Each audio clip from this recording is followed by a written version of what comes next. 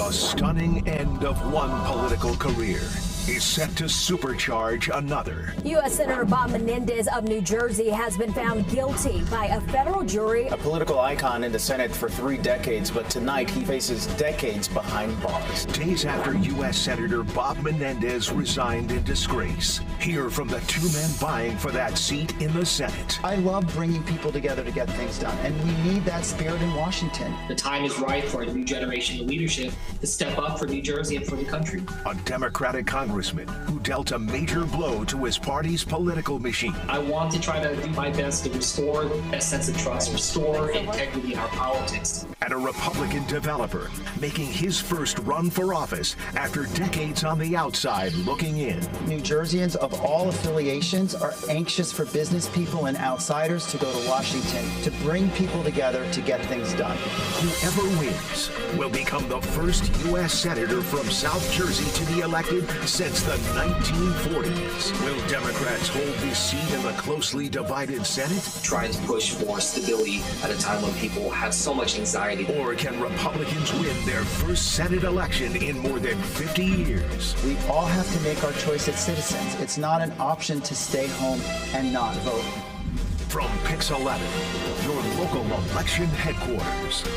This is New Voice for New Jersey. Race for U.S. Senate. Good evening, everybody, and welcome to this PIX-11 News political special, New Voice for New Jersey, Race for U.S. Senate. I'm Dan Manarino.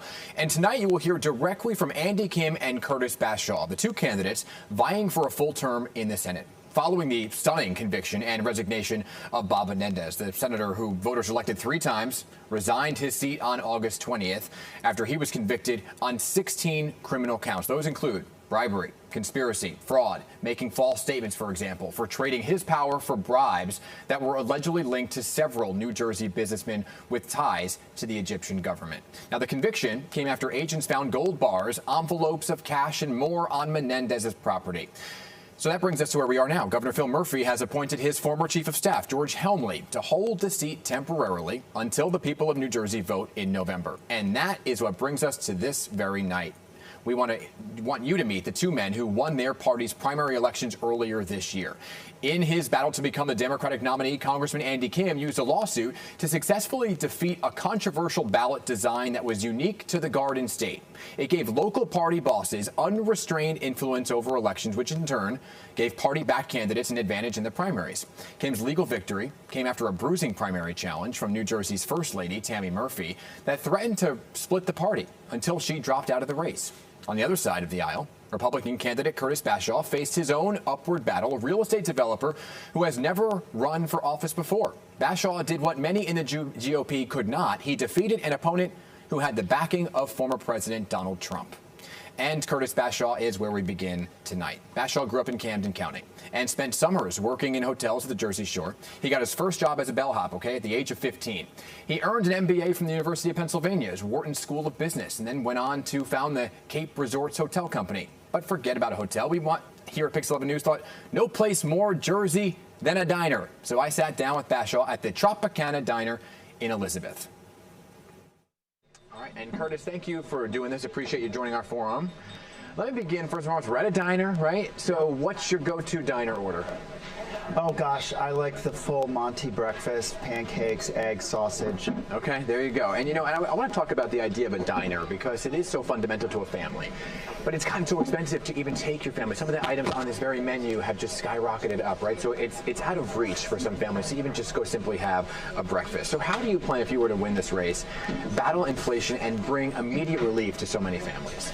Well, I'll tell you, you can't spend your way to prosperity, and we've been proving that. And inflation is killing New Jersey families. Things are unaffordable, energy, food, housing. It's a big issue in our state. And I think the reason I got in this race is because I think we need more business people and outsiders in Washington. We can't just keep spending and expect to grow. I think we need to unshackle small business. We need to have fiscal discipline and not overspend, and that will help us grow back to prosperity. So if you're at the diner, right, and the bill comes, what are you tipping? And should those tips be taxed?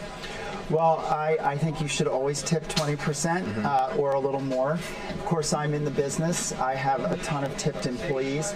I think that giving tax relief to people in the middle class is super important, and this would be one form of tax relief that would be helpful. So you believe it? You believe that the tips should be taxed?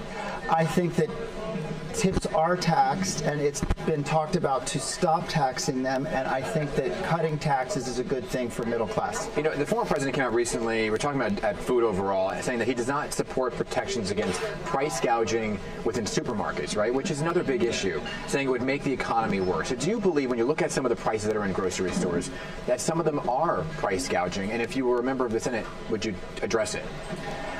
I think that grocery stores have a margin of like 1 or 2%. We have a tenant in Cape May in one of our properties that's a grocer. We know how tight their margins are. I don't think most businesses are gouging. I think people are trying to survive a difficult economy and an inflationary cycle.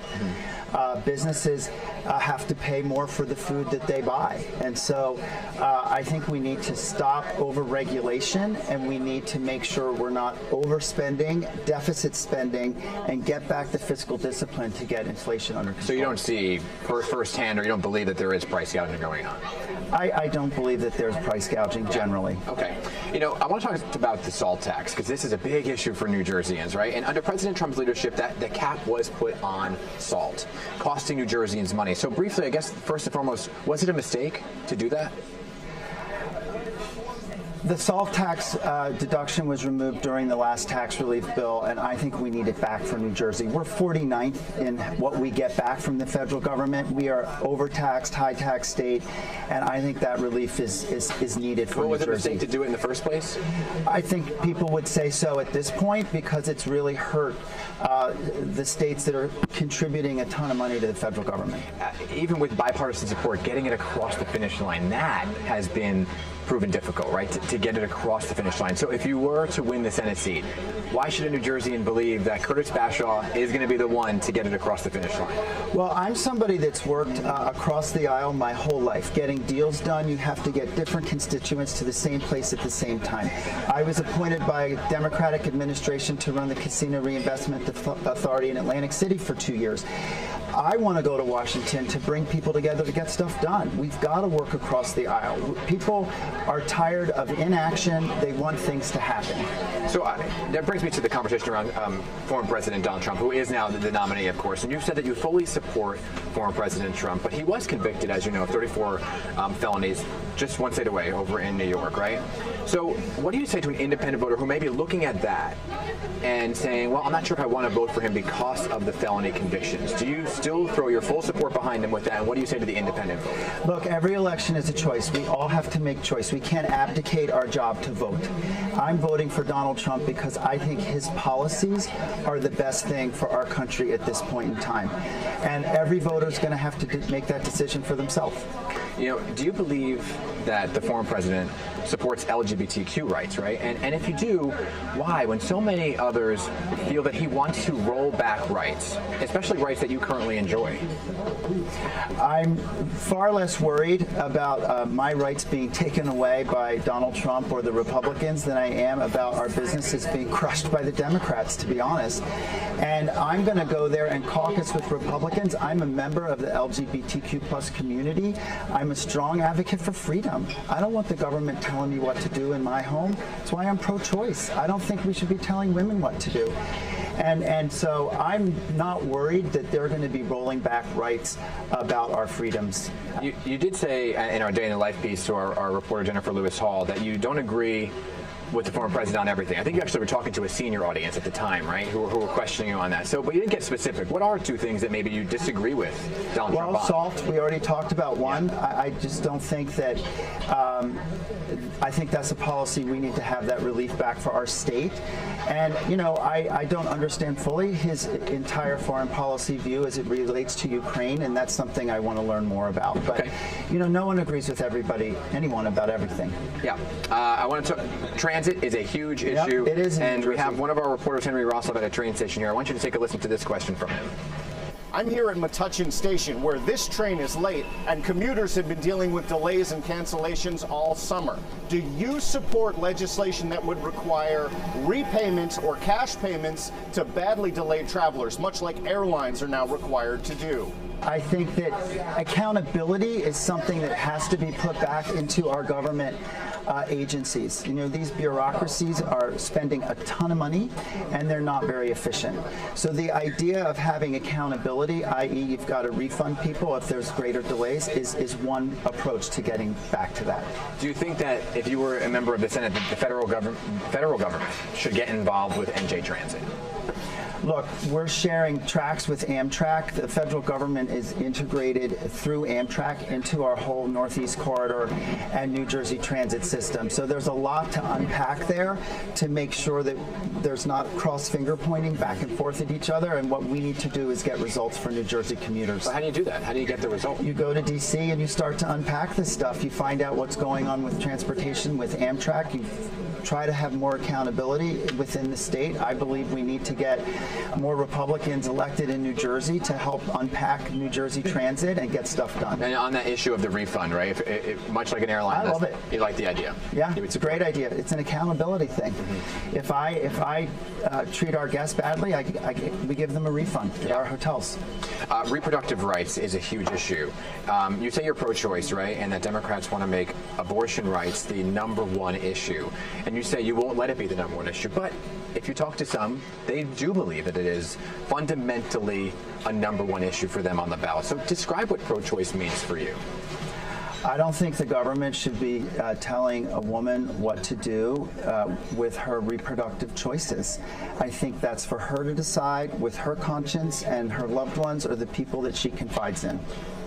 So two sides of the question to break it down. So first, if Democrats were to win and move to, say, codify Roe v. Wade again, how would you vote on it? If there's bipartisan legislation, you would look at it and try to understand if it's reasonable in its scope, and in which case... I'm Roe v. Wade. If they want to codify Roe v. Wade, you're saying if there's bipartisan support, you would go with it? I think that it's reasonable for us to have a conversation about making sure that people's rights are protected. On the flip side, if the Republicans have control and they want to discuss, say, national limits or bans, how do you vote? I would not vote for an abortion ban.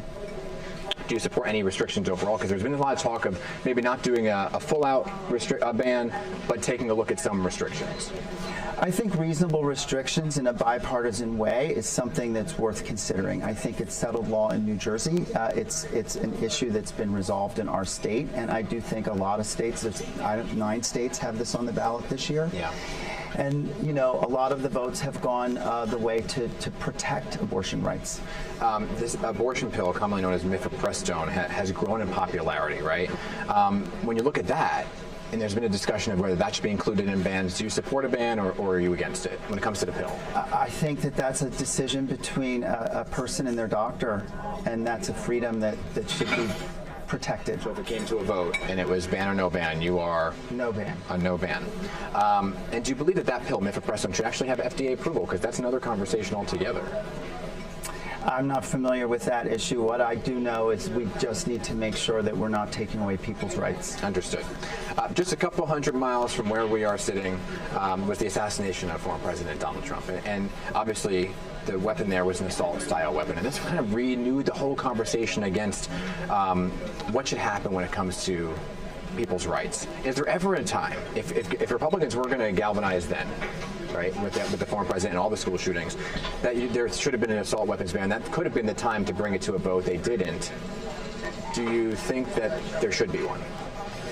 Look, I'm a registered gun owner in our state. There's a process in New Jersey with which you register. I think that reasonable restrictions are appropriate. I think the Second Amendment is a fundamental right in our country that we have for a reason. And so I think, again, these are conversations where you've got to work with people to make decisions that are reasonable. And just to clarify, it was a cessation attempt.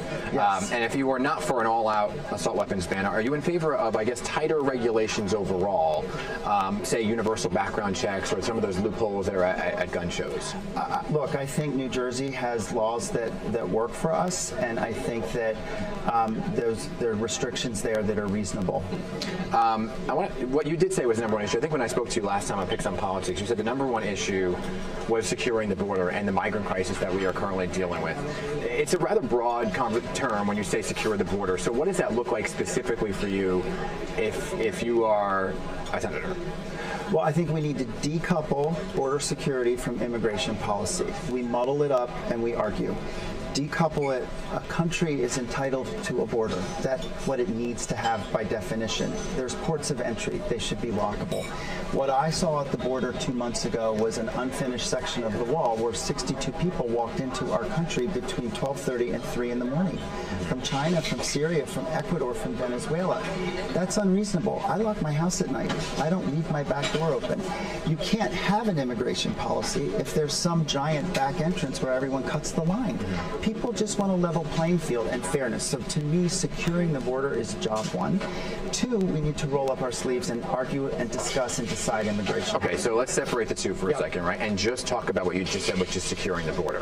What does that look like? Are you talking about maybe an all-out closure of the border to get a handle on who's here? But what does it look like? I think it's as simple as enforcing laws that are on the books as it relates to not letting people in illegally. I mean, we let them walk in. We don't know who they are. They ask for asylum, and then they take off and wait for their court appearance. I mean, it's kind of lawless and unfair. Then you talk to people in Middlesex County, the Indian American community. I was at a house party there. You know, the number of people that are still waiting for their citizenship, or how long it takes to get a green card to go through the legal process. It's not fair, and it's upsetting, and people don't want strangers in their communities. They're not feeling safe and secure in New Jersey, and we need to fix that. So, close the border, or yes or no? You need to secure the border so that it can be closed and you can let people in legally. Okay, so I guess when you look at who's here in New Jersey in particular, because what's happening in the country, you can zero it down to New Jersey. According to the advocacy group American Immigration Council, there's approximately 475,000 immigrants here in New Jersey that are undocumented. What should happen to those folks? Look, if someone's breaking laws, they need to go home. I think we should not be a sanctuary state. I think we need to cooperate with ICE and have one set of laws that we enforce across our country. It's muddled, and it's muddled in a way that it doesn't need to be. But you hear these terms like all of them should be deported. Should they? I think anyone with a criminal infraction should be. I'm not. But the vast majority don't. I'm saying that we've got to create paths to citizenship for people who are here and make sure we stop letting people in the border illegally and have a process that works so that we have a robust immigration policy that helps the economy. Yeah, and I want to understand this for a second because I think it's such an important conversation, right? So the border is secure. Say it is secured, right? And that's one. There are still a number of hundreds of thousands in New Jersey and million plus over in the rest of the country. So are you saying take those who are here and figure out a path to citizenship for them or remove them? I'm saying that we've got to be practical about this issue. There's a ton of people all over the place that are undocumented in our country. How are you going to find them and get them out? I think the practical thing to do is one, make sure... Do you want to get them out? I think that there should be a way for people to naturalize legally. We are a land of immigrants, always have been. Most New Jerseyans have immigrant roots, and I think we need legal pathways for people to naturalize. Okay. There was this bipartisan border deal, and I know you said separate the two, but that bipartisan border deal, some on the Republican side said it was a great deal. Some on the Democrats side said it was a great deal. It failed. And last time I spoke to you, you said you didn't really know the details of the bipartisan deal, but essentially it would have shut the border down, right? And your colleagues voted no on that. how would you vote if that came to a vote again? Well, first of all, I believe that it's important to work in bipartisan ways. I've always worked with a lot of people to get stuff done. That's why I'm running for this office. You know, my opponent has voted 100% with Harris and Biden. That's his voting record. I've worked with Democrats and Republicans and independents in New Jersey in different capacities on the board of Stockton College, as chairman of that board, at the CRDA, and in my business career. And so I think the effort to do bipartisanship is very important, and I support it wholeheartedly. That particular bill, again, I wasn't in the Senate, but what I have learned about it is it's sort of enshrined a threshold. You could have X number of illegal people come in before you shut the border. To me, the border should just be secure by definition. I don't know why we would leave a section unlocked or have a cap on that. Everyone that comes across should come with the right documentation and visa into our country, whether as a visitor or as a resident. Okay. I want to talk about another big issue, and that is the Israel-Hamas war and what's happening overseas. I've heard you describe this as one of the most difficult conflicts that you have seen, but I haven't heard you say how you see an end to the actual conflict there. Do you believe that there is a permanent ceasefire maybe that is needed to get those hostages home? How do you see it playing out? Look, Hamas attacked Israel in a vicious way. If 9/11 had the same proportion of casualties, it would have been 40,000 people that died. So it's a massive event for that country. Hamas has used the citizens that they are there to govern in a sense as shields. They are still holding hostages. They could release the hostages any day. Why don't they? To me, that's where this starts. So release the hostages, but do you believe in a permanent ceasefire? When the hostages are released, Israel has a right to defend itself and negotiate with its neighbors, and we'll see how the diplomatic process works out. Do you think that Hamas has to be completely eliminated to end the conflict altogether, or is there a way to end the war, get the hostages home, and still have Hamas remain in political power? Look, Hamas's philosophy is to eradicate Israel. So I don't know how you negotiate with that if that's what their belief is. They want them gone. And so it's hard to negotiate with a negotiating partner who has a view of your annihilation. And I think that, that's what makes this difficult. Yeah, so you don't believe that they should remain in political power? I don't. Yeah. There's been a lot of talk as well about aid packages to Israel overall. And as a member of the Senate, you would vote on these aid packages. Would you support voting a yes to send aid further to the region? I believe we need to support our friends and allies, and Israel's our biggest friend in the Middle East and the only true democracy. So I would be very supportive of continuing to support and aid them. Do you withhold aid, I guess, at any point, or no? Well, I'm sure there's times when you might disagree with your friend over certain things, and that's a hypothetical that may happen or may not. A big topic when it comes to voting for the Senate is what's happening beyond the Senate, and that's the Supreme Court. So I want to focus on that for a second. There's been a lot of talk about whether or not Supreme Court nominees and justices should have their terms limited overall or continue to be these lifetime appointments. Where do you stand? Do you think that there should be term limits on a Supreme Court justice? I don't think I do. I love the system of government that we established in America with our Constitution. I think the separation of powers is bedrock to our country's success, and I don't think I want to see that get muddled up. All right, so it's a no on that. I want to talk about also why we're even having this coffee conversation right here, and that's because of what happened to Bob Menendez, right? He was removed pretty much from his Senate seat because of what he did. And he was a Latino on that seat. And a lot of Latinos in the community feel that he was a representative for them. So how would you, if you were to win, carry on the tradition of representing a Latino community when they often feel they're overlooked? We are reaching out to so many communities. We're going to be in those communities meeting with people. We've talked with people, the Hispanic Chamber of Commerce. We're very anxious to engage with that group. It's one reason we were disappointed that we didn't have the debate accepted by our opponent on Telemundo and Univision. We think it's very important and they need to be represented. And for you personally, when you look at the state of New Jersey, a Republican hasn't held this seat in decades. 52 years. 52 years to be exact, right? So why do you feel that this is the moment for you that you can win back a Republican seat that hasn't been represented? People are ready for change, hungry for change. They're tired of the acrimony in our politics. They want outsiders, business people to go to Washington to get stuff done for them. They're tired of the D.C. insiders, the career politicians, those that become self-dealing. And so there are winds of change in the state. Our recent poll showed us very close to Andy Kim.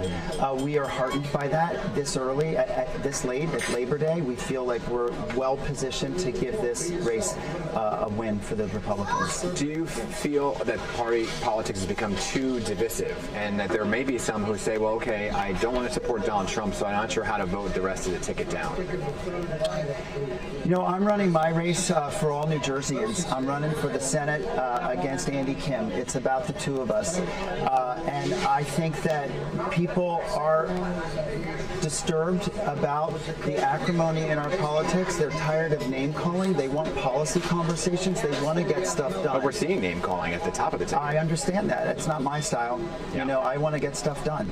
And so I think that, you know, we all can't abandon our responsibility of citizens to vote. We all have to make a choice. There's no perfect candidate. I'm not a perfect candidate. Everyone has to make a decision. I believe that what we're running for, we can't have another $1.7 trillion and think that we're going to get to prosperity in our country. I love New Jersey's flag. The motto on that flag is 3 words: liberty and prosperity. They go together. We can't have prosperity without freedom.